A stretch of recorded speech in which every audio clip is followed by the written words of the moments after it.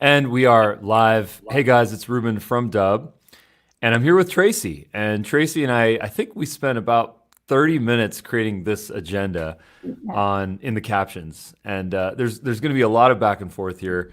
There's a lot of things that I want to learn from Tracy because she's an expert. She's a best-selling author. She's a speaker. She's on the board of advisories for LinkedIn, some interesting initiative that they have going on. But most importantly, she's a relationship builder, and so I'm kind of psyched to get into this now. Tracy, I'd love to have you introduce yourself. Oh, hi. Thanks, Ruben, for having me on today. My name's Tracy Enos, and I kind of fell into LinkedIn by accident, and I was laid off twice in 4 years. The first time I was a loan officer with National City Bank, and I held my real estate license. I was a real estate broker, state of Missouri. And National City Bank was one of those banks that didn't get bailed out by the government. So PNC Mortgage came in, bought out National City Bank, and I lost my job. So it was kind of bad. I actually had just filed for divorce the month prior to that. And when I lost my job, I had two little kids. I became a single mom, and I couldn't find a job anywhere. At the time, I lived down in Branson, Missouri. My office was in the Kansas City area, and I worked from my house. And as a realtor, I couldn't make it either because living in Branson, it's primarily a second home market. And I had 18 months of inventory. Banks weren't giving out second home loans at that time.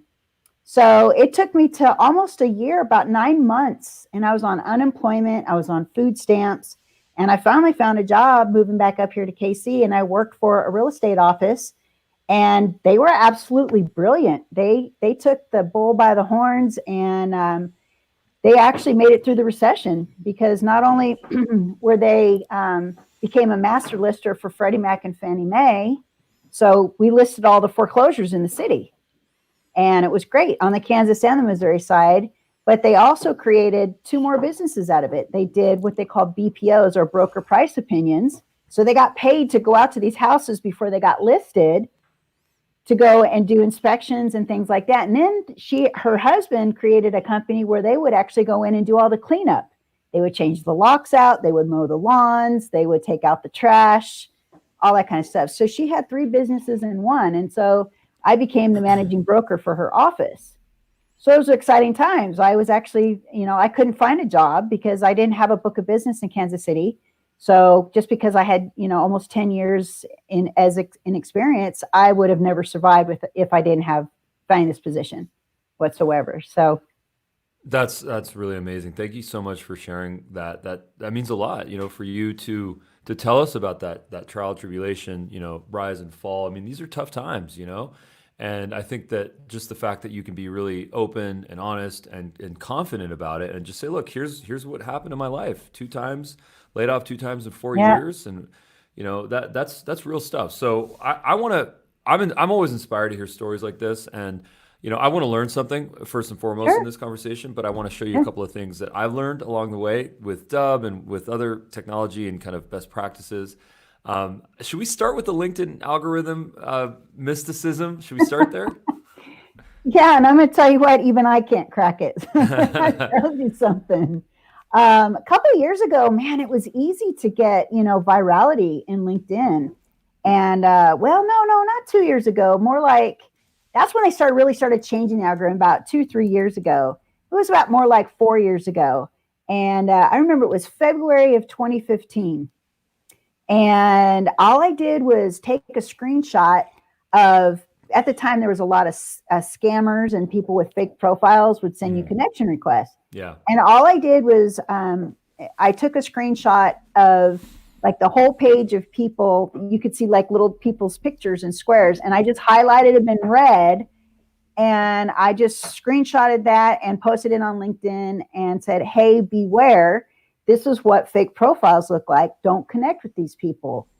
And within 24 hours, I had well over 2,000 likes and had over 800 comments. It was amazing. And then what happened Wow. was I ended up with like over 1,000 connection requests. And it's like my LinkedIn blew up. It was Wow. awesome. And it was good content though. I was sharing with people on how to, not just use LinkedIn, but, beware of, what could happen if you start connecting with the wrong folks. And it took me 10 minutes to post that. And I ended up making 5 figures out of that just because I spent 10 minutes. Well, try doing that today. Yeah, not, right. Not that easy. Not that easy at all.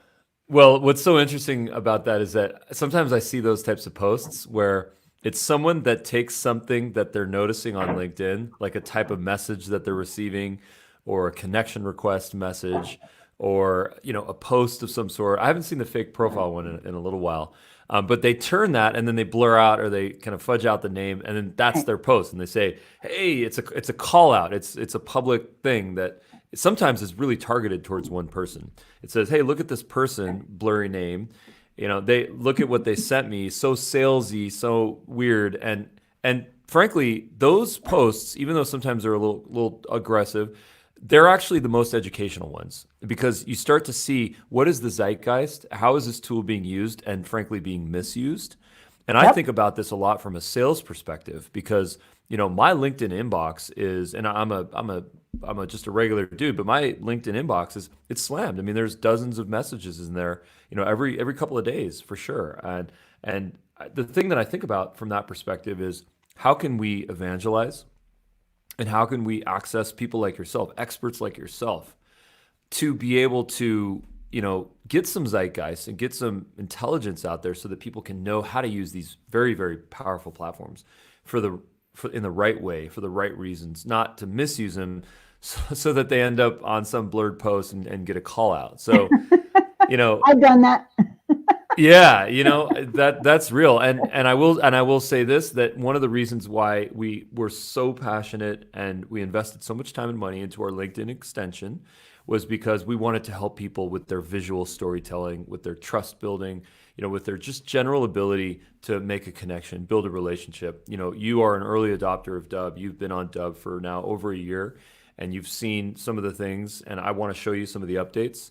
But we encourage people to go grab the Dubb Chrome extension, dubb.com/Chrome, and then that's going to get you integrated onto LinkedIn in 5 different places. So that's connection request, that is the messaging, that is the comments, that is Sales Navigator, and that's Recruiter. So those are our integrations into LinkedIn. So here are my questions on the LinkedIn algorithm. This very mystical, very mysterious, enigmatic algorithm. Okay. Right. So question number 1, and I don't expect the answers here because I don't know who truly knows them, but I'd love to get your take on them. And if there is someone that knows them, it is probably you. Barring the group of engineers that actually code this stuff. So number 1 is, can you put a link in a LinkedIn post? Is that going to ding you by putting your link in the caption? Is it recommended to put it in the comments down below? I've seen it done both ways, and I've seen people tell me both ways. Yes and no. Okay. That's the easy answer. So yes, it is going to ding you if the link takes you outside of LinkedIn. Yes. So LinkedIn obviously wants you to stay on their platform. So if it's a link that is to an article that you've written, which LinkedIn has kind of hidden those now with the new featured section in your profile. It took me, I was on an actual coaching call and I couldn't, my articles disappeared. I'm like, where the heck did they go? And I figured out by playing around in the platform a little bit where to find them. However, that being said, so an article probably wouldn't ding you because it's just bringing you back into an article in LinkedIn. Or if you're sharing somebody else's stuff in LinkedIn, you're probably okay. But if you're sharing it to, like, let's say a YouTube video or to an article on your blog or to some other social media post that you have, yeah, you're going to probably take a hit for it. Most definitely. So the best practice here is to tell everybody, hey, look, the link is in the first comment. Go check it out. You got to tell them where to go. And then at that point, from what I've seen and read from other experts out there that have probably really more researched the algorithm than I have, is once you hit about, I think, 30 likes or comments, you could go back in and take that link and repost it back into the description, and you should be okay. Oh, so you can kind of go after the fact and then do it. Yeah, because if you're getting a lot of comments, let's say, then that post is going to get lost. And people don't know how to get back to the beginning of, that feed of comments. So that way you just go and put it right back in. So, Okay, so that's a really interesting thing. So the recommendation here is to not put external links specifically into LinkedIn captions. Keep those in the comments. If it is a LinkedIn asset, an article, a post, a video, something like this, a profile, that should be okay. I believe so. Okay, and then you can actually go in after the fact and then edit your caption and then add it once you realize that the thing is tipping a little bit. Like a lot of Correct. my posts, not a lot, a good amount of my posts recently have been trending. And that's actually my next question, because I'll notice, like, just today I got a ping from LinkedIn that said your post on remote work, or your post is trending in the remote work hashtag or topic or Right. whatever it is. And I don't know what that means. Sometimes I'll look at those posts and I don't see an insane amount of engagement on those, but for some reason it's telling me that. So what does that mean? What does trending mean on That means hashtags? trending in your network, not Okay. necessarily the outside network. So Okay. yeah, I've gotten those too. I've got some clients that have gotten those too. Like I had a client that he was trending in leadership, hashtag leadership. Got it. And he only got like 19 likes on the Yeah. post, but he hit over 1,000 views. So I guess that's what LinkedIn considers trending. Got But it. it's trending within your own network. Okay. That makes sense to me. The next piece that I have is video length. So we've experimented with our podcast putting the full 10-minute video on LinkedIn. We've done that. And then we said, is this too much? Will someone actually watch a 10-minute video on LinkedIn? I mean, people are busy, you know? So then we kind of moved away from that and we just started doing like these 60-second videos with a little scroll bar that kind of lets the user know when the video is almost done, or just done, basically. So that's kind of an after, like a post-production thing that we do. But what is the optimal length of a video on LinkedIn? The optimal length is under 3 minutes. Okay, got it. And you have to understand too that the video does not have sound automatically. Somebody Yes. actually has to push to get the sound. So if you add an SRT file to it, then you might get somebody that will actually watch your video and they'll read the captions as opposed to listening to it. So you kind of want to capture all three types of folks. You'll get the ones who will pause the video and they won't watch it, but they'll read your description. Then you get the people that'll watch it without sound as long as you have an SRT file. And then you'll get the people who actually click on the sound. Got it. And that's consistent with our thinking as well, because what we do is we take all of our videos and then we use a service called rev.com. And I do as well. Yeah, and we like that. And they have two options over there. They have the human transcribed, and then they have the automated, so which is machine learning, artificial intelligence. Both are decent. They're not perfect.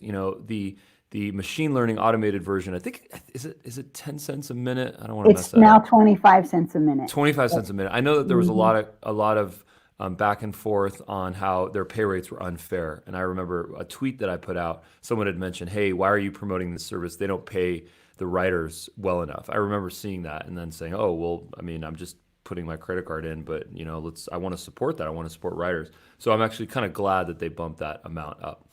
So that there are those two price points, and then there's a hack actually that we learned that we use sometimes, which is if you upload a video onto YouTube and then give it a couple of minutes, 5-10 minutes, that's going to generate the captions and an SRT file as well. And then you could, of course, go through their platform and you can click edit, and then you can edit each and every line. They always mistype Dubb. I've never seen Dubb type the correct way Right. by any automated transcriber. It's always DUB, all lowercase. Sometimes it's FUB, FUB. So whenever I say it, I really try to announce it. Like, come on, machine on the other end. Let's get this right. But it never does. So yeah, YouTube can generate your SRT file, and then you can edit that, download that as an SRT file. Weirdest bug ever, you have to delete the last line of that document. So you have to open up the SRT file in a notepad on your Mac or your PC. You have to, and just go to Notepad, go to TextPad, make sure it's plain text, open up that SRT that's been generated from LinkedIn, go to the last line and just delete it. And I don't know if LinkedIn knows about this, but it probably took me a couple hours to figure this one out. And that's how it can work. And then the other one that I always recommend is otter.ai. Otter is as in the sea animal, OTTER.ai. And you get like how many, 600 minutes free a month Yes. or something like that. Yeah. Yes, absolutely. And then the last one that I might recommend is actually Dubb. So Dubb now has transcriptions, and it's not a free service because we have to work with partners to get this done. We didn't build that in house; that would be crazy. Um, and that also probably misspells Dubb. Just so you know. So the Dubb transcriber misspells Dubb. Okay. And but the long story short, you can download the SRT file there. There is some pricing for that. There's some packages. So there's a number of You ways to do should do that. some blooper videos on that. You Yeah, should. yeah. Seriously. So anyways, point of the story here, what we learned from you is that audio is off on LinkedIn. So what Yes. you want to do is to get an SRT file, get your text, get your transcriptions, get your captions automatically on those videos, either burned in through Premiere or Adobe After Effects or some service, or just by uploading the SRT file, which we can generate through those services. Yeah. And for folks like me who don't have the time or want to fuss with it, I'm worth more than probably $10 an hour. I'm probably going to go pay Rev to do it for me. Yes. So at $1.25 a minute. Yes, especially if our videos are 3 minutes long for LinkedIn. Yeah, exactly. Great. So that's cool. Okay, so my next question is over mentioning. All right, over mentioning. So over mentioning is this idea of asking for feedback, thanking people. We've been doing it a little bit lately, and we're trying to do it in the most authentic possible way that we can. We're not just trying to, I mean, of course we want the engagement, we want the viewability, of course we want that.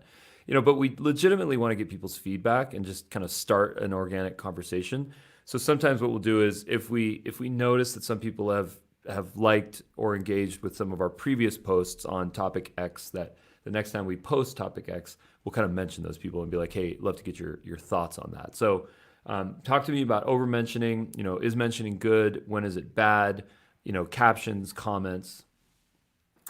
I love being at mentioned as long as I'm not in a sea of 20 or 30 people, you know what I mean? So I think if it's very authentic, like you mentioned, I think at mentions are good because it can improve engagement on your posts. And ultimately, when people see that you're mentioned, what's going to happen? They're probably going to go look at your profile, right? Which is good stuff because there could be opportunity there. All right. Especially if you have LinkedIn's Business Premium or Sales Navigator, you can see everybody who's looked at your profile in the last 90 days.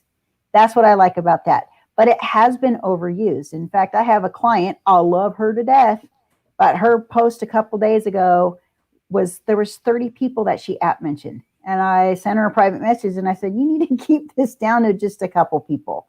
And she didn't get a whole lot of engagement on the post either, even though she mentioned everybody. So it does annoy people, and you do have an opportunity to shut those off. So, and people will do that, especially if you're at mentioning influencers like Gary Vaynerchuk or Damon Johns from the Shark Tank or something like that. Do it politely, but don't add 20 or 30 other people into the same at mention with influencers because they're going to shut you off. Now, if you're, if let's say you were on a podcast with somebody, like a big podcast, all right, then go ahead and at mention that person along with the details that you want to mention in there. And hopefully they'll go in and engage with that post. And by them engaging with that post, their network gets notified as well, which could also bring opportunity to you as well. Because people get curious and they're going to go look at who it is that posted this, and they're going to go look at your profile. That's really the goal of getting active in the newsfeed and getting engagement, is because you want people to go land on your profile, because your profile, if it is structured in a way that it's client focused, that you are likable, that you have expertise and authority, and that there's the human side of you too, and it doesn't just scream resume, this is where opportunity starts to come in. And that's the whole goal. People think it's company pages, but it's really not. It's your profile. Treat it like a personal profile, like it's meant to be. Don't treat it like it's your company, because people do business with people. They don't do business with companies. That's so true. I mean, our company page it gets 1/100th of the engagement of let's just say my personal profile. I mean, it's sad. It's almost like LinkedIn is just saying, no, we're not going to give you engagement on the company page. We want you to advertise. That's what we want. Of course. Yeah. And we don't advertise on LinkedIn. I don't know if that's a mistake, but those cost per clicks are insane, and we've just decided to have an original content strategy as opposed to a heavy, cost per click, I SEM think strategy. I think there's certain times that you would want to do, advertising, and not necessarily maybe the text ads, but like a promoted or sponsored post in the newsfeed or Yeah. something like that. Maybe you're driving somebody to a webinar or something like that. Yeah. That might be all right to do. Yeah. They also have ads where you can get into somebody's inbox in their Ah. LinkedIn, those sponsored in-mails. And then, So, yeah. And what do those look like? Would you recommend those? I've known about those, but I've never done those. I've done it for a couple different clients, and what we're doing is driving them to local events. So we'll take their local network and the demographics locally, and then drive them to, like with anything, you have to understand that wherever you're sending them, the call to action has to convert. So that could be, a landing page or an event page or something like that. It's got to convert, right? Yes. And so does your message. So you should, you do have an opportunity in the ad platform to A/B test. And okay. And that's nice too, but it can get expensive. It Yeah. definitely can. And what are some of the, is that a cost per click basis for those ads? It could be cost per impression, cost per click. It could Okay. be website clicks. There's a lot of different options in there. I'm not the ad expert in LinkedIn, and I don't use it that often because I don't teach it. I teach people how to use LinkedIn like you're using it, getting personal with people, starting relationships, starting conversations. Boom. That's it. Let's focus on that. If there is a specific reason to use LinkedIn for advertisement, like a conversion funnel of some sort, a webinar, Right. a masterclass, a sign up, whatever it may be, then a sales demo, a contact form, then I think it makes sense. One of the things that I used to use a lot when I was much more active advertising on LinkedIn was the lead gen forms. And the reason why I love the lead gen forms is because the individual's contact information is pre-populated into a form, so that they don't have to type in first name, last name, email, company, phone. They don't have to do that. It's pre-populated. They just click one button. So if anyone is advertising on LinkedIn, check out the lead gen forms. The same thing applies to Facebook with lead gen forms.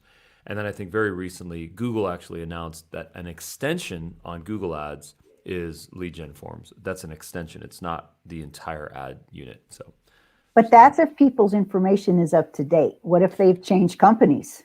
that's And correct. their email changes, the phone number changes, so on.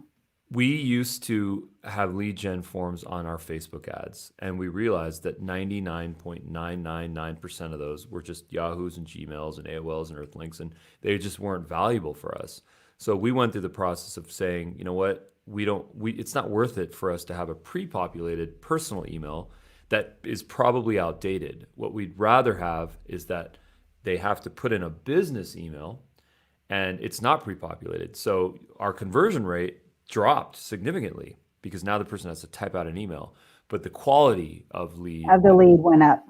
went up. So we made that choice, and I think that's just an important distinction. Great. So another question that I have is, we talked about the length, we talked about the mentions, we talked about so amount of words in a caption. I know that there's a limit. I don't remember what that is. 1,300. 1,300. So sometimes we hit that and we have to kind of mine down from it. Other times it's nice and short, it's pithy, and it's a block. What's your take on that? Oh, it's a little bit less too if you upload a video or a photo.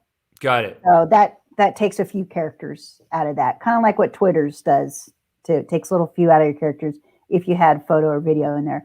But my take on that is change up your posts. Sometimes put a video, sometimes put a eye-catching photo, sometimes just do text posts, and maybe not, you don't have to use all 1,300 characters, but if you do, it should be kind of like a short story of some sort. It's got to have like some sort of hook that you want somebody to click on to see more so that they read the rest of it. And then of course, some sort of call to action, whether that's like or comment or private message me, or whatever your call to action is. Drive them to a link that's in the first comment to schedule a call with you, whatever it is, whatever your goal is for generating leads and new business.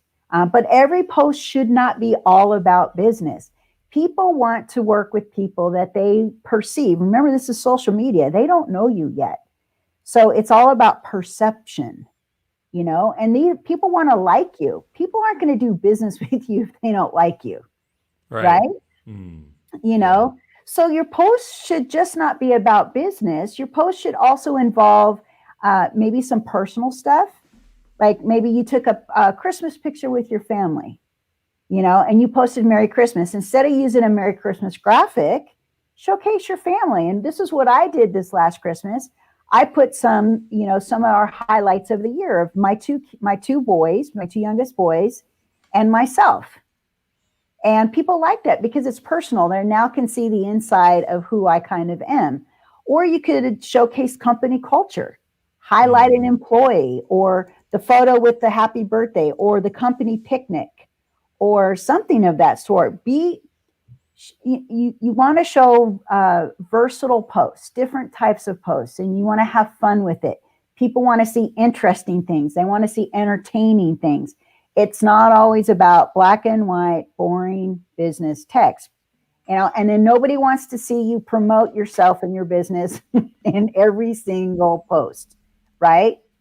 So people want to understand that, you know, that you can potentially help them and that they trust you enough to even just get on the phone with you or send you a message, you know, to just even discover if you guys can do business together and collaborate. And then how would you say that we can come up with a content calendar for topics? I mean, should we, I find it's difficult for me to always be mining and being creative and thinking about a social post. It's exhausting because, you know, I'm trying to spend a lot of my time to innovate the technology that we're offering on Dubb. So if I go onto this journey of what should I post today, it's not very easy for me. Now, other people might flow really nicely on that, but what's your take on this? It's not very easy for anybody. Yeah. So I actually created a Google Doc for my clients that has over 49 different post ideas, post and video ideas. So, and I'm sure there's plenty more than that. That should get enough to get your creative juices flowing. But I say once a month, sit down with you and your team and brainstorm topics and then have somebody put them into like a scheduling tool like Buffer or Hootsuite. I really like Buffer a lot. The only time I don't use Buffer to push posts and I post manual post is my LinkedIn live videos or posts that have photos in them because it tends to truncate the photos and I want the photos to be big and bold. Right. Then I will manually go in. But if you have a content calendar that says, okay, go in and you manually post this at this time of the day, but you already know what it is because you already have it in a folder. Now, however you guys want to organize that is up to you. Everybody has a different system for organizing their content. I have seen some scheduled posts, some scheduled video posts on LinkedIn and other social channels. And what I immediately noticed was that a lot of these platforms, so that they can schedule video, and because the APIs are closed for scheduling video posts, that the video appears in an external landing page, like a Buffer landing page. And I have a little bit of concern about that because I know that LinkedIn, they don't want to send you to a page that's hosted by Buffer. And the same applies to Dubb, by the way. They want you to view a video that's natively on the LinkedIn platform. So, you know, one of the things I'd love to see, you know, as just a general message to LinkedIn, Facebook, Twitter, Instagram, is that I'd love to see a little bit more open API love so that there can be scheduled posts that are native video format. Now, I know, you know, running a video company, I know how intensive that is. I know how hard it is to take a file that's 100 gigs, or I should say 100 megs, and that get uploaded in a scheduled fashion. So I totally respect that. Maybe it's not really feasible, but you know, maybe there's a world now where we can actually schedule that, and maybe it's something native. You know, LinkedIn, in my opinion, they should have scheduled posts directly native on LinkedIn. I don't know why. I agree because not everybody has the time to manually do this, and I found that sometimes, even with a 50 meg file, it won't upload. And you have to go and you have to compress the file in order for it to upload, which could take another hour.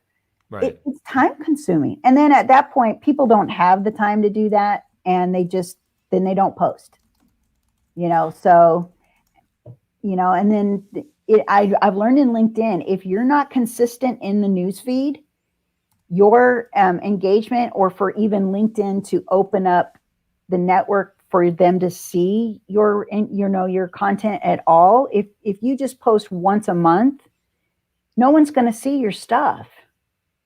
So if you abandon the cart because it takes too long to upload the video because something's going on internally with LinkedIn, people are going to abandon those activities because it takes too long and it's too time consuming. And I will tell you this, for a lot of the folks that I work with, they don't have a designated marketing department to do that for them on their behalf. Yeah. You mentioned a requirement for frequency in LinkedIn posts. What is that number? How many posts should we do a day? I know I'm not looking for an exact number, but give us a little bit of insight here. I can't give you an exact number. Yeah, I want to figure out if I've been over posting. I post a lot, and it's the method that I use. I evangelize this a lot. It's something that we kind of came up with. It's called the waterfall method, and it's basically taking long form content just like this here, and then this piece of content getting cut into medium form and then short form, both video and actually written content. So this recording here might end up into 10 or 15 micro videos that then get posted on my LinkedIn account through a fantastic team that I have to support me over the course of a couple of weeks. So give us your insight on what that looks like. And for every business and every industry, it's going to be a little different, because if you're connecting with the right people in LinkedIn, whether that's a prospect or a referral partner or joint venture folks, whatever, those are the folks that are going to get notified first. Let's say, for example, your clientele are dentists. I can tell you that's one of the least active industries in LinkedIn. And if you're targeting dentists, no one's going to see your posts.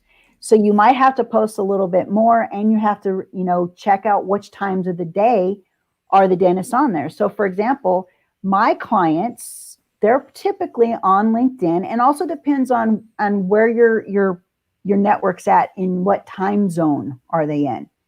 So if you've got them all over the United States or all over the world, I like to adopt just an Eastern time zone, because I know in the United States that 75% of the population lives in the Eastern time zone.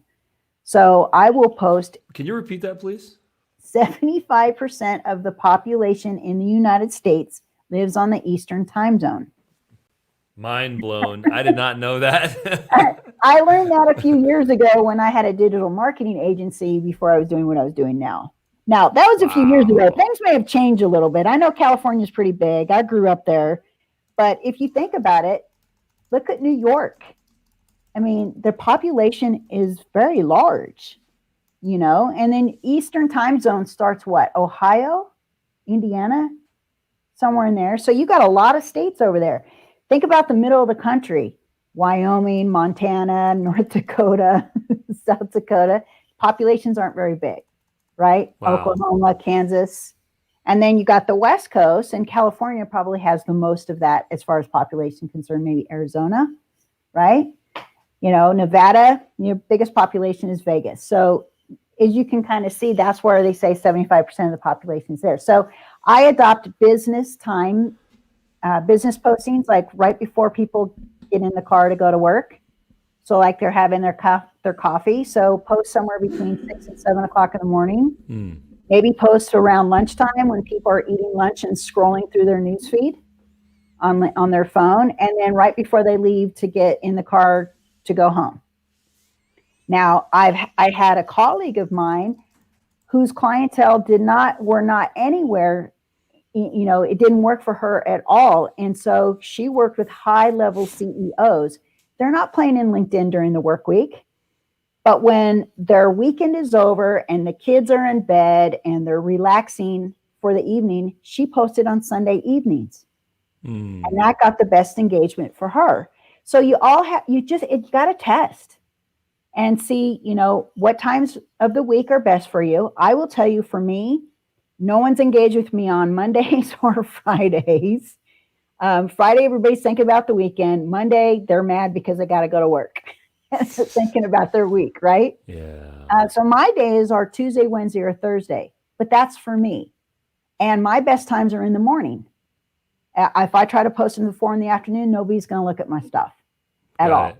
Got it. But that is but those aren't finite rules either. Right. So like right now with the COVID, what's the word I'm looking for? With this COVID crisis that we're in right now, a lot of the industries that were really not active in LinkedIn, what else are they doing right now? They're at home, their offices are closed. Guess what? They're playing in LinkedIn. Right. So I'm starting to see more engagement from industries that pretty much don't, engage at all. Right. What I love about your vibe is that you really are giving a lot of valuable information here, and as an expert in this space, as much as an expert one can be in this space, since it's ever evolving, I really do appreciate that you're putting it out there and you're giving a lot of this insight to people. The thing that it makes me realize is that if someone doesn't have the time to take on an entirely new job to go and master this, then they absolutely should not, and they should hire you. Yeah. So, learning about these tactics is one thing and understanding them is one thing. But we all know, you and I both know, since we're creators and we're putting stuff out there a lot, is that doing it and actually navigating those treacherous waters on a continual basis, of course, Tuesday, Wednesday, and Thursdays in the morning, mostly when we're posting, it does require a lot of work and experimentation and disappointment and sometimes failure. And so shout out to you. I just got some of your links here, and I just want people to know about you. So once again, thank you for doing this. Yeah. So let's get into a couple of other topics. I think that kind of exhausts LinkedIn. I definitely have some great takeaways, so thank you. I want to jump into something that I'm kind of touching upon a little bit, and this is something that's slightly new for me as of the last, I'd say, 12 to 24 months, which is the idea of speaking. How do we get speaking gigs? Okay. The world is not over. We will be at conferences and we will be speaking before we know it. Okay. So let's just have some hope here, some positivity. Let's try to think ahead in the medium term future, not the immediate situation. So we understand that conferences are all shut off right now. That makes sense. But I've still started to invest now, when I think most people are not necessarily doing this, on actually getting speaking gigs for later on in this year, when I finally will hopefully feel comfortable being on an airplane and going into a large audience of 25,000 people, which sounds absolutely absurd right now. I might faint. Yeah, and exactly. So I wanted to share my screen here, and I will be, for audio listeners, I'll just be as kind of explanatory as possible here, just so it makes full sense. But what I'm going to show here is, there's a little bit of self-promotion here. I'm promoting the Dubb platform here, but I just like to show one of the ways I use Dubb. Okay. So this here is the folks over at Inbound. This is HubSpot's event that they host every year, and they have put me on some sort of a short list, which I don't know what that means. I didn't win a trophy here. They're just saying that it's basically a maybe. So, I decided to kind of say, well, that's understandable. Who knows what's going on in their end, paid clients that they have that have, sort of primary spots. Who knows what the story is. But I said, listen, I want to give my pitch on video marketing, and I want to make it as educational as possible. So they sent me this note. And then what I did very quickly, this took me probably 30 seconds, is that I just clicked on the Dubb extension directly from Gmail. And then just here at this very chair, wearing the same exact jacket that I just did this probably an hour ago, I sent this out, and I sent this to them, and I thanked them, and I said, I support you guys, and I love the fact that you guys are doing this, and that you guys are being positive and optimistic, and you guys are planning an event for August of 2020. Okay, so end of the summer-ish. And then of course I got a response back very quickly, slightly generic, but still it was a response, and it was a touch point, and it was human interaction. So it's a little bit of branding here. And then of course, when they watch this video, then I don't think I did a great job of this. I could have done a better job of kind of crafting the calls to action. But what I did was I put some personalization text here so that they know that this is not for everyone. And then I probably falsely promoted getting a free account to Dubb. That's probably not the best call to action. A better one would be, watch this video, watch my masterclass, do something that's kind of a little bit relevant for a speaking gig. So I could go back and I could fix this in case they're forwarding this on, and that when they do ultimately see this, they will see a kind of a better link. But anyways, that's kind of a tip and trick that I have personally for getting speaking gigs, because what is it doing is it's allowing me to in a very respectful, methodical way, digital way, safe way, allow me to get in front of them with my pitch, with my personality, and in a way that is not obtuse or obnoxious. Seeing this GIF on my screen loop for 3 minutes is obnoxious, but the video email itself is not, I would argue.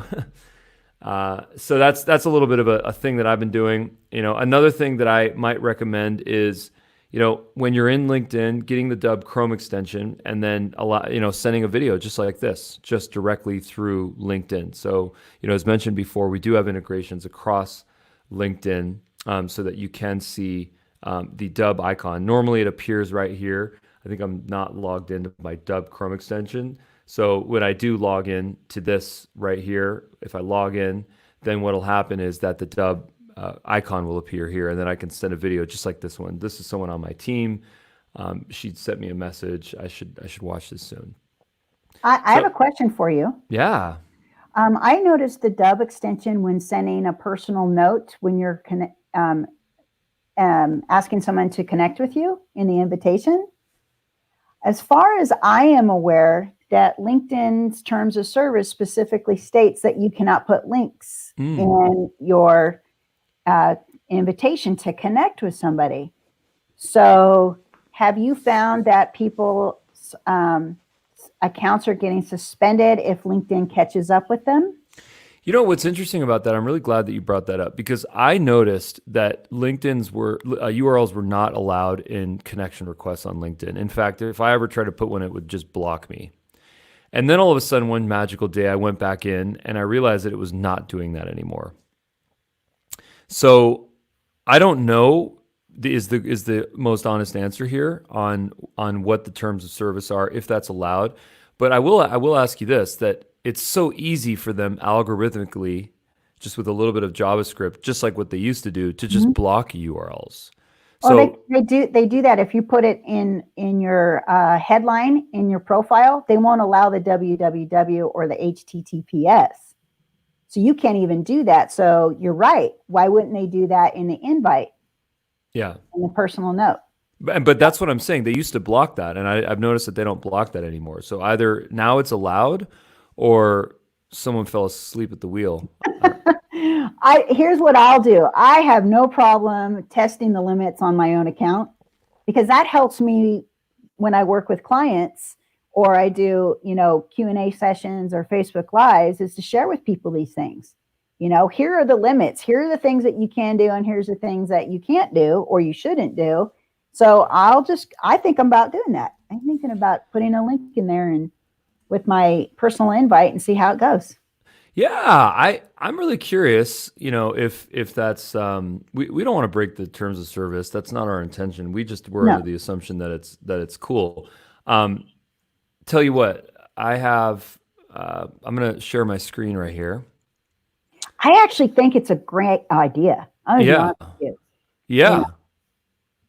Well, here we go. So I'm going to just do something slightly interesting here, because I would like to sacrifice myself here instead of you having to do it. So one of the world's most interesting people, here we have Richard Branson. He's hopefully on a yacht somewhere in the Atlantic. And he probably already has the limit of 30,000 connections. I don't even know if you can send him a connection request. Well, I don't know. Well, first of all, I need his email address. Well, he set it up that way. Okay. So, I see. Richard@virgin.com. I mean, that makes sense to me. Hi, Richard. Huge fan. Please be on my podcast. dubb.com/, and this is my personalized podcast invite URL, which I evangelize to everyone that if you don't have a URL like this, go to Dubb. It's free. Get a calendar set up, and then you can create a personalized video here, and I'll show what this looks like in a minute. Okay, so here's my personalized video request for a podcast with my integrated calendar, and then I'm going to send this invitation, and then hopefully I will get him on my podcast. Boom, there we go. So it didn't block me. No. Did I just break the terms of service? I don't know. So I'm very curious about that. I get them, but I noticed that your little icon, I could, upload a pre-recorded or record a video when sending somebody an invitation. Yes. Yeah. But I really like the idea though. Yeah. Because somebody might improve your chances of getting somebody to actually accept that request to connect. Yes. Yeah. I like it. Yeah. Not necessarily a blatant, here's my product, here's my service, go buy it. Yes. Kind of stuff that Right. I see all the time. I get that, especially from the folks out in India. Hey, we have all these, SEO and web services, and go buy our stuff. Here's our link. That's in the connection request. Yeah. No. Yeah. No. Some of my brothers and sisters over there, they need some help on their overall strat.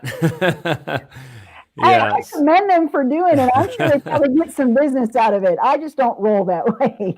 No, I put a. It's so funny that you should say that, because I had a consultation with someone who is trying to do that strategy where it's just very salesy and it's very kind of forward with basically buy our stuff. And I put together a little video on this, and part of the waterfall method, of course. And then I put that very recently. I think it was 2 posts ago on my LinkedIn profile, and it was called just how to put value first.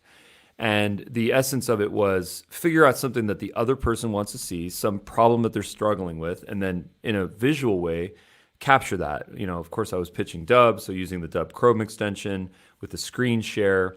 You can I can say, hey Tracy, look at your new website, look at the SEO on it. I want to show you something under the hood. You're not ranking as high as you could, or here's an opportunity. If that's done in a way that's respectful and authentic and not creepy, and done in a humble, very humble way, people that actually might resonate with people, and they might actually say, well, you know what, you got me. That's interesting. Tell me how I could do a better job with my website or with my X, Y, and Z. So, but it just, you gotta be not lazy about that. It's the difference between, select text, copy, LinkedIn, paste, change first name, to I'm going to spend 5 to 10 minutes on this individual, on their business, go look at their ecosystem, figure out what my solution is, and then figure out how I can assist them, and then give them a visual story in less than 2 minutes. So it's obviously more of a time commitment, but it's so much worth it, because doing 10 video messages like that, in my opinion, and based on the data that I've seen, will do much better than doing 100 or even 1,000 generic ones. Yeah, I think these folks, they're just fishing for the low-hanging fruit, for somebody to go in and accept their request. And there's people that'll do it. They'll just accept everybody's invite, right? Yeah. And then that just gives them more opportunity to, I call it, vomit their stuff all over you without even knowing if you need help or want help. Yes. Question for you, speaking of regurgitation. I have a question on LinkedIn, and I think I just lost it. Gone. Poof. It'll come back to me. All right, so we'll come back to that. I did want to. I call that a part-timers moment. You're not quite a senior citizen yet. Yeah. It'll come back to me. You're a lot younger than I am, but I call that part-timers. So. Oh gosh. All right. So this is I'm going to do a quick little screen share here. And this is just my presentation of a booking page. So, we've seen the Calendly, Acuity Scheduler, we've seen those booking pages, and we integrate with all of them. And the reason why we promote people to create a video booking page is because you can give your pitch in it. You can say, in this case, I've got a little pitch here about the Dubb podcast. Okay. And then people can read about it. They can click on a link. They can see our past episodes. They can learn about it. and then say, oh, okay, that's cool. I understand. So I can book a time with Ruben. I can check out the previous episodes. Oh, wow, they've got a YouTube channel. I can check that out. But then most importantly, I can get my call to action. I can get them to book a time in my calendar. So this booking calendar has saved me hundreds of hours, um, hundreds of hours, probably a month, because I don't have to follow up with people. I don't have to say, hey, when are you available? Tuesday, 3 o'clock. Is that Pacific time? Is that Eastern time? I don't need to do that. They can just book them. The calendar changes the time based on where they're located. Huge fan of this. So please grab, everyone that's listening, please grab a calendar page on Dubb and streamline your life. Can I ask you a question? Please. So because I'm going to start using this strategy or using Dubb and on a consistent basis, let's say I want to re-engage my first degree network. Nice. Especially during the COVID crisis right now, right? And the last promotion that I did was not very effective. Yes, did I get some clients out of it? Yes, but it did not convert as well as I thought it would. And so I thought, okay, I'm going to shut this off. I only sent about 800 messages. And so I shut it off. I'm like, I've got to rethink this. And that's when I was thinking, you know what? I got to start using Dubb. I've got this extension. I've never used it. So I thought about actually reintroducing myself in a video with the Dubb page and set up just like you have below, but leaving it like that. You know, I might have a small call to action, but nothing. I'm not going to try and, I'm not going for the jugular, and say, use my stuff. You need a profile makeover, blah, blah, blah. I just want to reintroduce myself, send out about a couple hundred messages a day to my key connections and start there. What do you think? That's a great question. And I'm going to get into that. I've got a really concise answer for you because it's something that we use on a daily basis. So, but first what I want to do is I will not forget that. But what I first want to do is ask the question that I previously forgot because I just remembered it. Okay. So that I don't forget that. But I promise I won't forget yours because I have a page right up here that's going to remind me of that. So my question is, we're trying to grow our followings on LinkedIn. We're trying to get subscribers, followers, whatever you call them. And you mentioned that a lot of people just broadcast a message and a lot of people accept all messages on LinkedIn, right? So I know that there's this nuance on LinkedIn where you can change the connect with to follow button. Yes. And a number of people have said, don't mess with the follow button until you've hit 30,000, someone said. I've heard that's the number. 30,000. Okay, so I'd love to learn about that. And I'd love to learn, should we ever put the follow button? Should we always keep the connect button? Does it happen automatically? And then is there any repercussion of just accepting everyone? Because our goal, when someone subscribes to our YouTube channel, we don't accept or reject them. I'm not a huge fan of how LinkedIn set this up because the whole idea of a follower and a connection, they're so kind of weirdly muddled together. But does it make sense if we're trying to grow our subscribership, our following? Does it make sense just to accept everyone, or do we kind of discriminate based on people that are too salesy? Like, what does that look like? So when in 2012, when I had 60 connections and I grew from 60 connections to 1,200 connections in 6 months, I got myself into a lot of trouble. This was back when there was a certain, I can't even remember the name of it, but it was like one of these LinkedIn experts. In fact, it was Lewis Howes. I bought his $97 product, and you could go to this website and you can export a list of people on LinkedIn. It was everybody from all over the world. And you were not supposed to do the I don't know this person. Well, I got myself suspended from LinkedIn for a week. And that's back when LinkedIn actually emailed you. Today, you just find out because you get the 404 screen, right? You've been suspended. Wow. And so, I got a slap on the wrist, right? And so, so I connected with anybody and everybody. And I still see people doing that today. But now, I don't have as many connections as some of my, LinkedIn expert colleagues out there because now I'm a little bit more particular. Only because I know that there's certain people that I will connect with that are either going to be A, good referral partners, B, good prospects, or C, people that have a very vast network that would refer new clients to me. Got it. So I don't mean referral partners, I mean joint venture partners. That's what I meant to say. So I'm very selective. And there's certain industries that I just won't work with, like engineers. I don't know how I can help an engineer. I just really, unless it's a coach to engineers who's also an engineer. And I've worked with a couple of those. And I just don't Got speak it. their language personally. Got it. Got it. So I'm selective about that. And so I only have, almost 15,000 connections. So I'm selective. So when you connect with somebody, you have the opportunity to send them personal messages. Yes.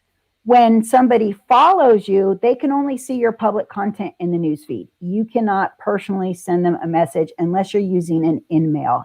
But you only get in-mails if you have a premium subscription service with LinkedIn. Got it. That's why I like that. So that's why I like that option. And I have a premium subscription. I think it's worth it. I think it's worth it. This is just an example of something that I learned on LinkedIn right here. This is in my, connections, and then right here, no pending invitations. So if you're inviting a lot of people, that will start to populate in this section. Yes. And then you can manage it, and then you got to take some of those out. I mean, if there's a group of people that have not accepted your invitation in weeks now, it's probably not going to happen. It's better if you just remove that. I think, and I'd love to get your take on this, but I think that there's some algorithm that says if this person has too many open pending invitations and people aren't accepting them, that they're full of crap and that they're just scamming and kind of hacking the system and just trying to get followers just by inviting random people basically without really knowing them. I think it's a little. One last thing I'll say real quick before you get your bit, give me your bit on this is that I think that it's a little dishonest on LinkedIn's part that they put the I don't know this person, because when they place that button there, I don't know this person. They did that in the old world, in my opinion. They did that in the we shake hands, we give business cards, we meet people at conferences. And in the new world, we can know one another through content. We can see each other's content, and then I know of that person. So I wish that they just kind of updated their bit on that a little bit, because I don't think it's legitimate for 2020 in this climate for sure. And personally, I think it's used by people who don't want you to see you succeed, or they're jealous or whatever. Because if you get, I think, only a handful of those, 5 of those or so, LinkedIn's going to suspend you. And LinkedIn keeps track of all these things. You do it too often, LinkedIn will suspend you permanently, and you won't even be able to get another LinkedIn account ever. Wow. I've seen it happen. So you're right. It was the old world strategy in the beginning. And you're right. I mean, I know people through, I'm an info learner. I love buying products and digital courses, and I'm on a ton of people's newsletters and things like that. So yeah, I may want to go connect with those folks. So if all those folks around and said, I don't know this person because I've met them virtually through, whether it's their YouTube channel, their blog, their Facebook lives, their newsletters, I just think it's evil. As a matter of fact, I really do. I don't think people are using it or saying that I don't know, because I don't even know how to explain it right now. I think it was one of the features that should be taken away. However, in the you managing your sent invitations, LinkedIn's made some and I've noticed that you had an opportunity. So if you were one of those folks who did at some point 100 invites a day, you could go withdraw those invitations in bulk. And they're now starting to do away with that, and you're going to have to withdraw invitations one person at a time. And it's very challenging. And I think the reason why they're doing that is so people will stop sending mass invitations to folks, because it's time consuming to go in there and withdraw those. And there is a threshold. You really need to keep your account healthy. So you need to stay under 1,600 outstanding invitations. So best practice here is if somebody hasn't connected with you in 3 to 4 weeks, go remove that invitation or withdraw it. And then LinkedIn says, hey, look, it's going to be 3 more weeks before you can re-invite this person to connect with you again. At which point they'll just ignore you once again. Probably, right. Got it. Well, that's really valuable. I learned from that. That's awesome. I see in my LinkedIn account I have 20,000 contacts, and I'm trying to figure out what that means. Let me just share my screen. So, did you upload any CSV files initially to invite that's probably folks? what that is. So Is if it came from your emails or you uploaded a CSV list, that's probably where those came from. this a bad practice here? Should I clean this out? I don't know. I don't know how to use Click this. on that. I'm not even sure you can withdraw those any longer. Okay, got it. You know what's amazing is that LinkedIn is so particular about the way we communicate, the methods in which we communicate. But wow, they are very aggressive in inviting people. I know this for fact. But when I imported leads into Google, that those people got if they're not on LinkedIn, they got an invitation to join LinkedIn. Hey, Ruben Dua is on LinkedIn and would love to invite you to connect with him. Click here to join LinkedIn. And, a huge shout out to Reid Hoffman and to the whole growth hacking team at LinkedIn, because it's honestly one of the most aggressive growth hacking, and I don't use that term very often, but it's one of the most growth hacking strategies that I've ever seen on the internet. Their ability and the fact that they used to invite people that were imported into contacts. It was You still can. Yeah. So, and I don't know if they ask for our permission for that. I think they just do it and it happens. And that's precisely why LinkedIn is, at least in the early beginnings, why it grew as fast as it did. But it is one of the classic growth hack stories. That, along with Yelp in the scraping of Google Maps and some other ones. There's some really interesting. Even Reddit has a crazy growth hack story. So, a little side note there. So it looks like here you can only message or invite. You can't withdraw from that screen. Okay, got it. But LinkedIn gives you, you can upload contacts or get them from your email service like Yahoo, Hotmail, Outlook, and Gmail. And I think there's another one. Or you can upload a CSV file and you get 10,000 of those lifetime that you can send up there. So got it. The only problem with that I see, and they still do it, it doesn't allow you to send a personalized notes along with those. It's just a blanket invite. So got it. If you really wanted to connect with somebody on a personal level and you really want to make sure that they accept your connection request, don't upload them. Go in and actually send one out personally to them. Got it. That makes sense.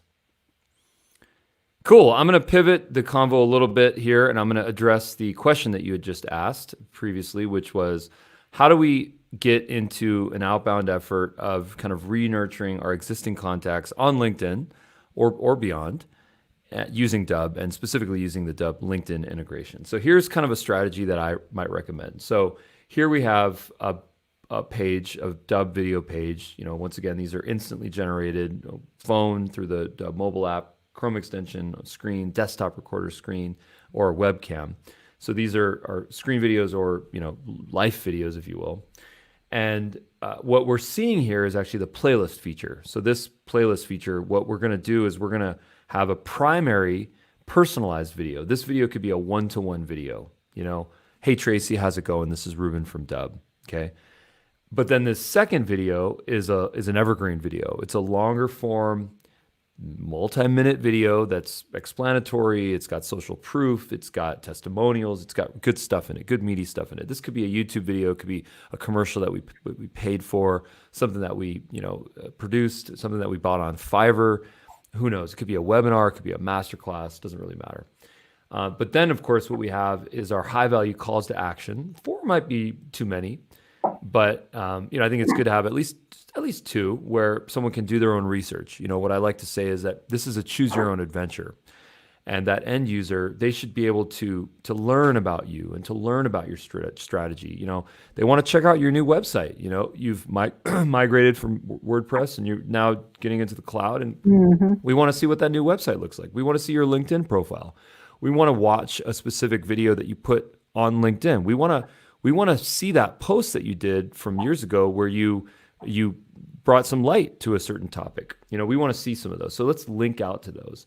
But then specifically to get that calendar booking integration so that they can book a time now. Now this is not a call to action for everyone.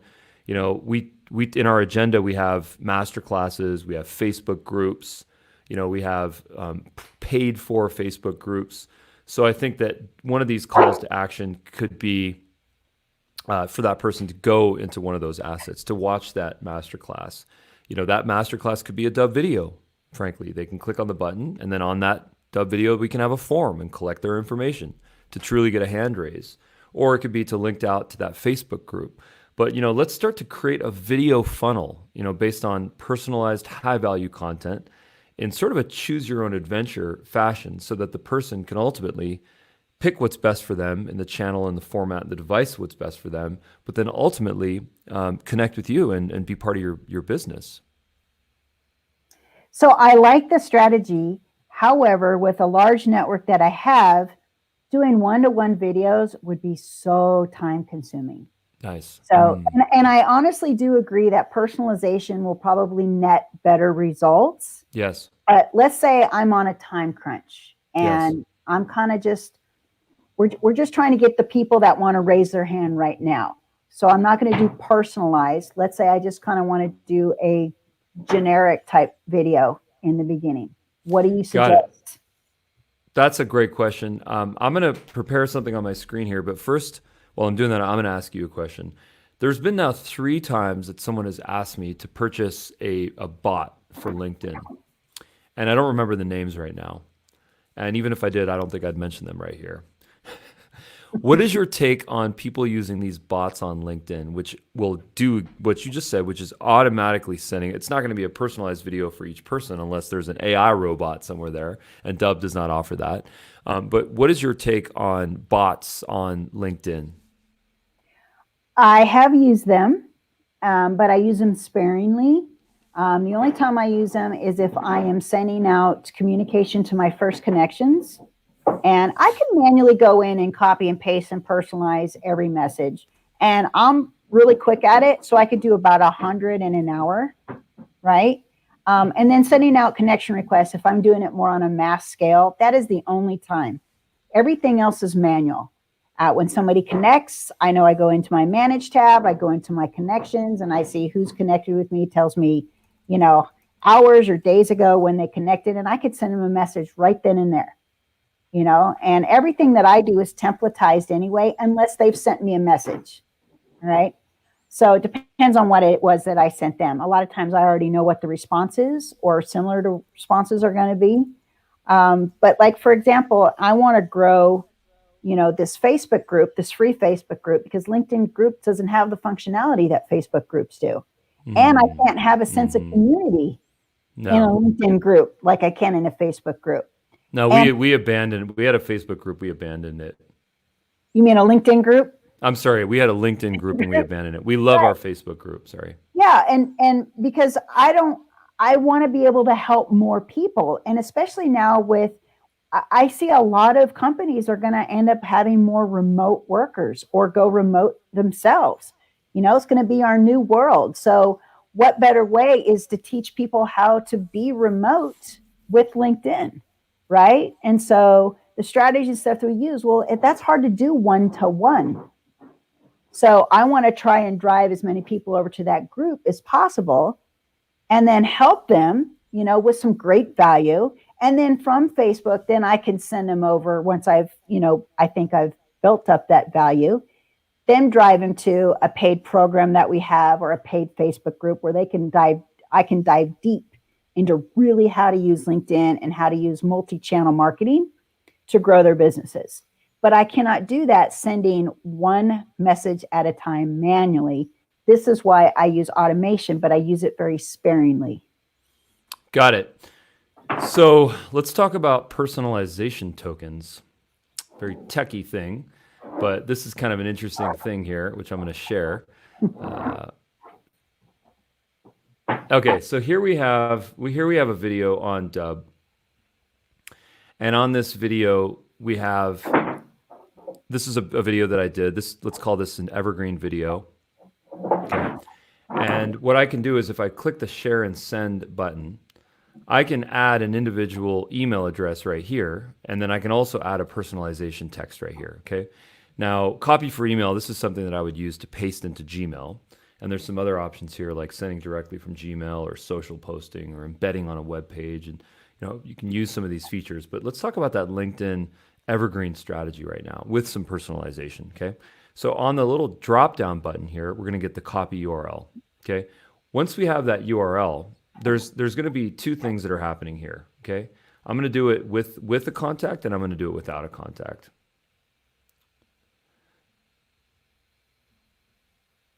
So in this first example, we have, hopefully you can see the screen here. It's a little bit small. It's a little small. It's a little small. So you'll probably get the idea though. So, in this spreadsheet here, I have a URL. Okay.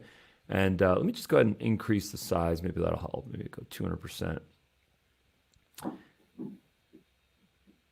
I'm feeling ambitious. I'm going to go 400% on the Zoom.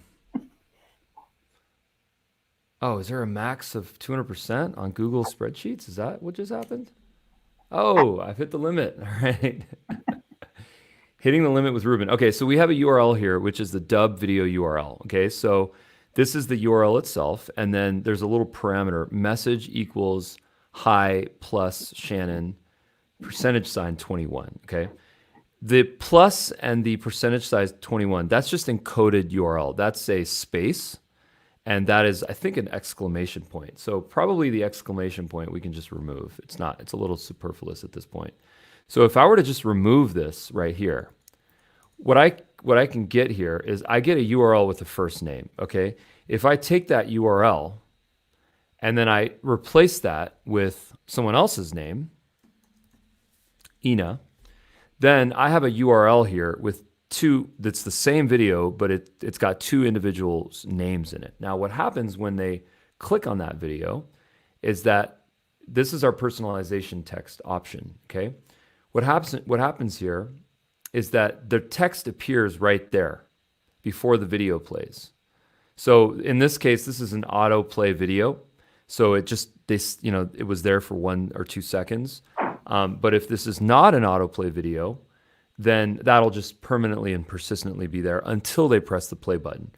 So is this true personalization at scale? No, it's not. True personalization scale is talking about the person, saying, right, how's your Rottweiler? But right. But we can't always do that because it's difficult and sometimes we just don't have the time. So this is our sort of workaround on getting some level of personalization with the person's name and the URL, and then of course, on the video page, so that you can take the same video and then send that to a large group of people. So I hope that made sense. And I hope you have that somewhere in your training videos in Dubb. No, that I've never shared that trick with someone. But the good news is that in the waterfall method, I just recorded that. So what I'm going to do is I'm just going to make a quick little note so that little cut of this video then gets chopped out, put onto our YouTube support channel, put onto an article on Intercom, which is our support channel, so that when someone types in personalization URL or text or LinkedIn, it's going to be one of the articles that shows up. So eventually it will be. So this is actually one of our strategies on how we mine support content, which is why I'm psyched to do these. And, we don't charge for these. It's because, we can selfishly and selflessly mine content to share with other people. But thank you for saying that. And I will make sure that it does get there. Yes, because I think that's great. I like that workaround. Yeah, cool. So that's all I got. We're at the top of the hour here. That's all I got for you. But, thank you for a lot of the insight that you provided. It's been really beneficial. And I might go back and listen to the first 20 minutes of this. Right. Make sure I'm optimized. Well, great. Well, also we didn't put the link in there. I have a best-selling book out on Amazon. Oh, nice. Very cool. Called LinkedIn Publishing to Profits. Came out 2 years ago. It's a little out of date because it has to do with publishing articles and posts in the newsfeed. But definitely the first chapter is all about profile optimization. And before you do anything in LinkedIn, your profile should be up to speed, up to par, should be client focused. Got it. And one of the things that I would love to receive from you is a little bit of an analysis on my LinkedIn profile. Okay. I think it's okay, but I'd love to get an expert's perspective on it. And I'm very detailed. We have, well, what was a 23-point checklist. It's going to either be 24 or 25 because LinkedIn moved the rich media out of the about section and created its own featured new section called featured. And there's some cool things in there that you can actually do. So very cool. I have to update that list, but I'll make a note. I'll definitely. Yeah. You know what? I will barter a Dubb consultation to your video, the video that you're going to create, that evergreen asset, in exchange for a awesome checklist. Thank you so much for your time, Tracy. Appreciate you. Thank you so very much, Ruben. Stay safe. Bye-bye now. All right. Bye-bye.